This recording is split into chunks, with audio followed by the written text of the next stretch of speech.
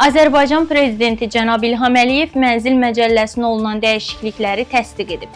Sənətə əsasən sosial kirayə müqavilələri əsasında qanunvericiliklə müəyyən edilən kateqoriyalardan olan vətəndaşlarımıza dövlət və ya bələdiyyə mənzil fondunun yaşayış sahələri veriləcək.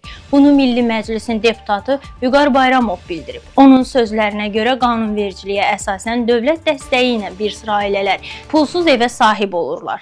Mövcud qanunvericiliyə əsasən şəhid ailələri, müharibə qaziləri, Çernobıl qəzası ilə bağlı əlilliyi olan şəxslər, valideynini itirmiş vətəndaşlarımıza sosial mənzil fondundan istifadə etməyə şərait yaradılır.